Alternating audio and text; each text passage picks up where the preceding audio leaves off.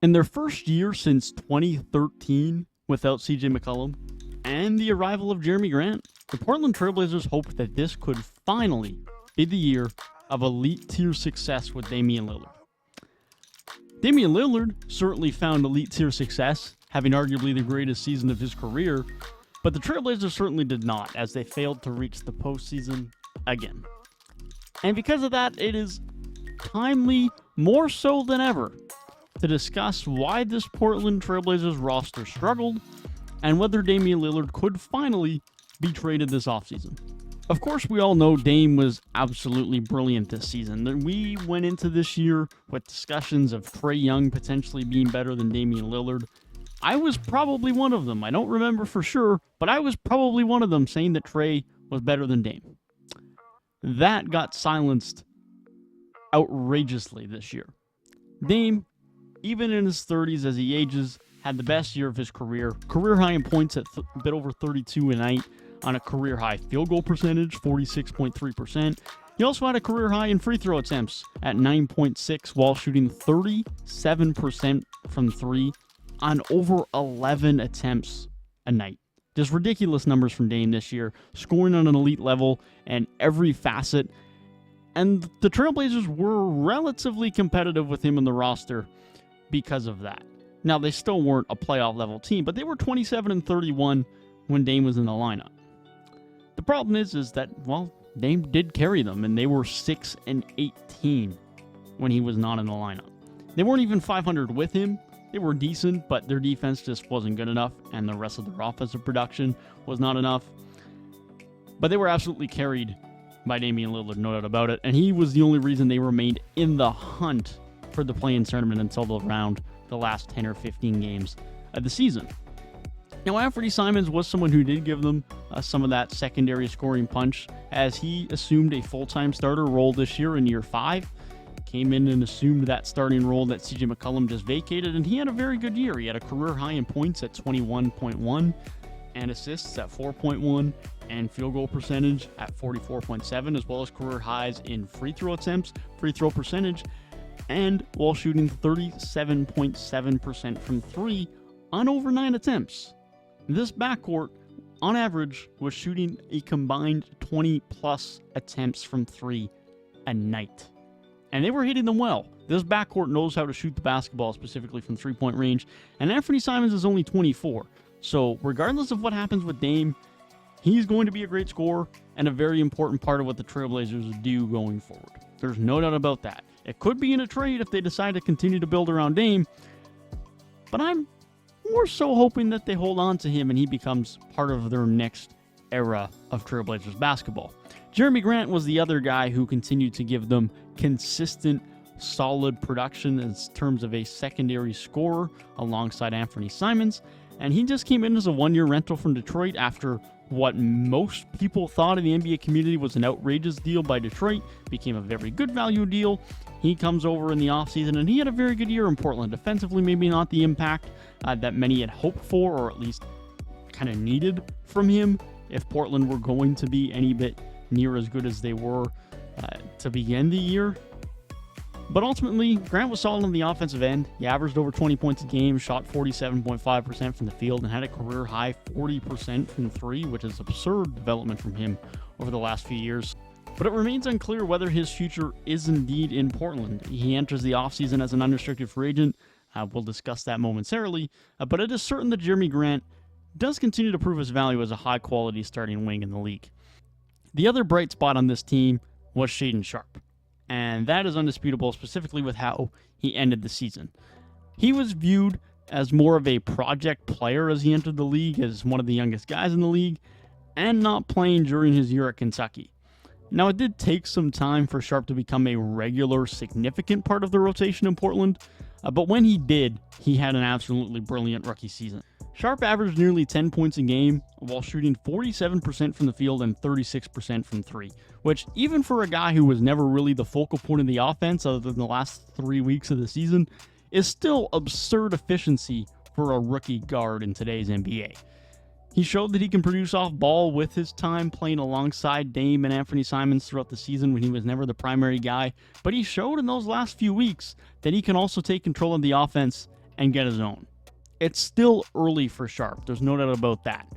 But it is clear that he has the upside, at the very least, to be a future star. And with him and Anthony Simons there together, that's a pretty scary combination of young guards.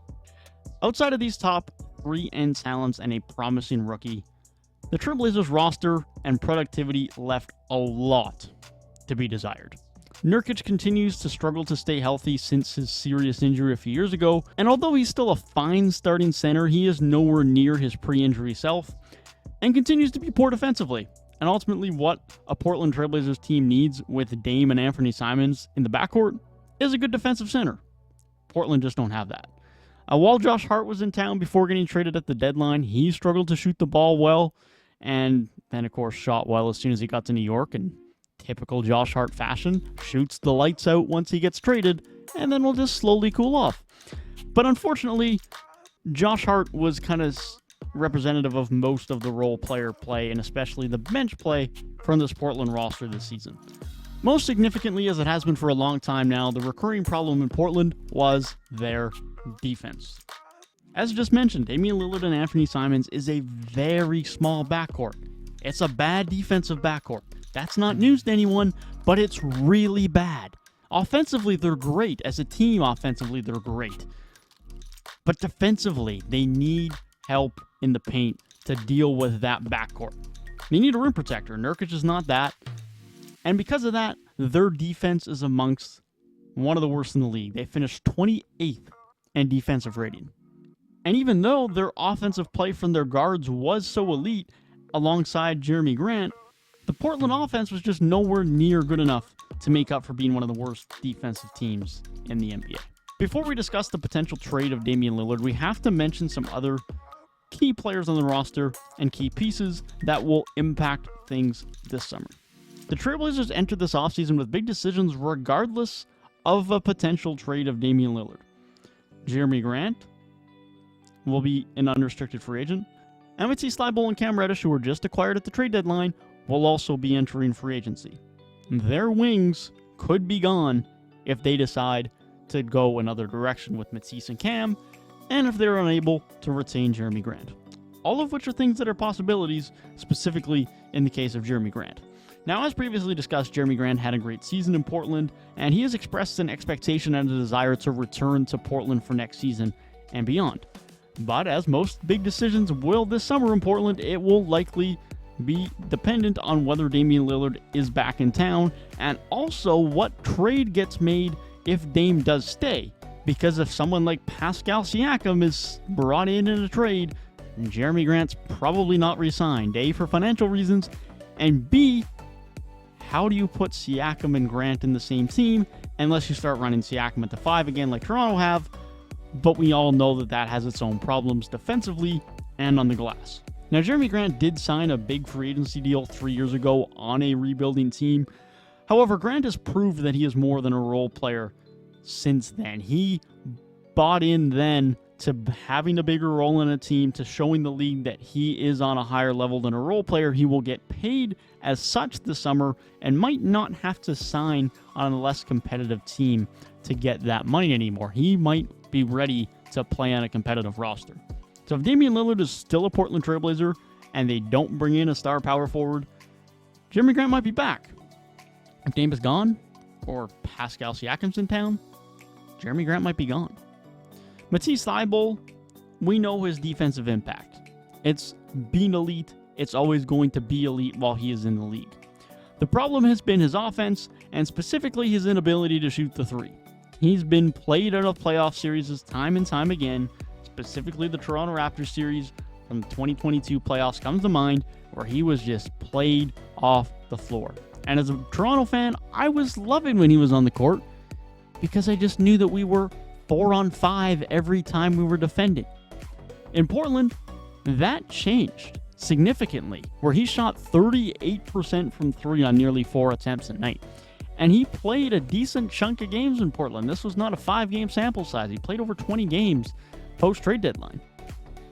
Now, he enters the summer as a restricted free agent, but his 3-and-D upside is likely going to be tantalizing enough for the Trailblazers to re-sign him either as a key wing for next year if they look to keep Dame around and push for the postseason, or as a guy who's still just 26 and could just be someone they offer a deal to have a little bit more upside in their rebuild moving forward and potentially flip for some more assets down the road.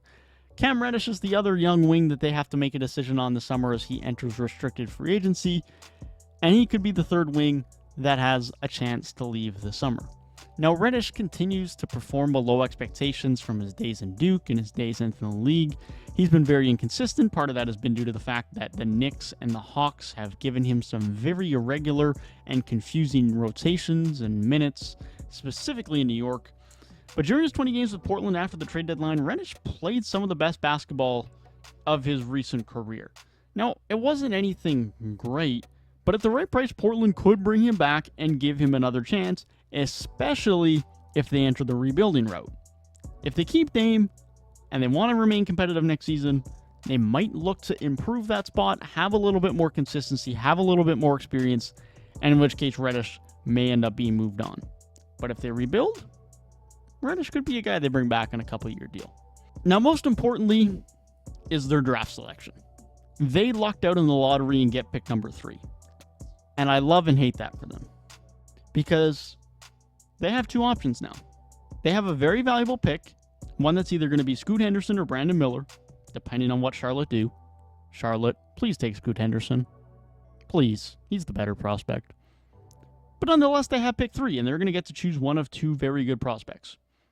Or they would if they are going to rebuild and are going to actually keep their pick. The problem with Portland getting pick 3 is that should further entice them to commit to a rebuild. Now you're going to have Shaedon Sharpe, Anthony Simons, Matisse Thybulle, Cam Reddish, and Scoot Henderson and or Brandon Miller.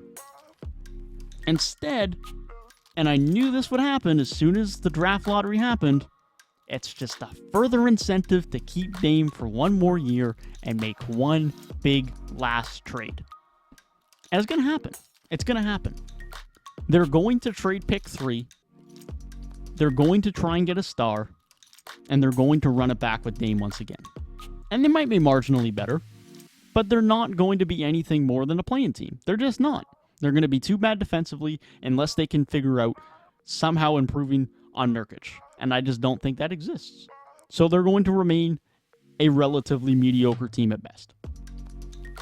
Ideally, you get pick 3. You are happy out of your mind that you are now going to get Scoot Henderson, somehow, potentially, or Brandon Miller. Pair him with Shaedon Sharpe and Anthony Simons, and you have a trifecta of great young talent already starting off as soon as you trade Dame, plus whatever you actually get back for Dame.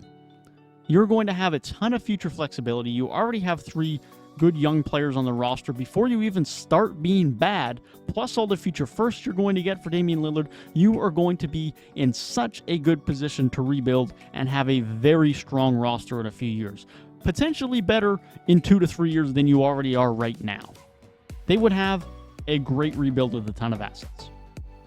It would be the perfect time to jumpstart it. You have pick 3, you have a young guard entering year 2, who was great in his rookie season. But it's more likely that the front office and more likely just ownership is going to want to remain competitive. They're going to want to keep Damian Lillard, to keep fans coming in night after night to see the brilliance of Damian Lillard. Unfortunately, just not the brilliance of the Portland Trailblazers. And they're going to deny this young core of Shaedon Sharpe and Anthony Simons and whoever they get with pick 3 the chance to grow and be the next great era in Portland. Unfortunately, we're just probably never going to get to see that be realized, and it might be more likely that Anthony Simons and or Shaedon Sharpe get dealt instead. So as mentioned, I fully expect Damian Lillard to remain on the roster. I fully expect pick 3 to be traded, whether it be to Toronto, whether it be elsewhere. I expect that'll be gone. There's no rebuilding coming. And unfortunately, that probably means Portland's just going to be mediocre again for another year or 2. I hope I'm proven wrong. But it seems like Portland are just destined for more play-in tournaments and more non-postseason berths over the next few seasons with no real upside to their future when they could have one of the best futures in the league if they just finally trade Damian Lillard.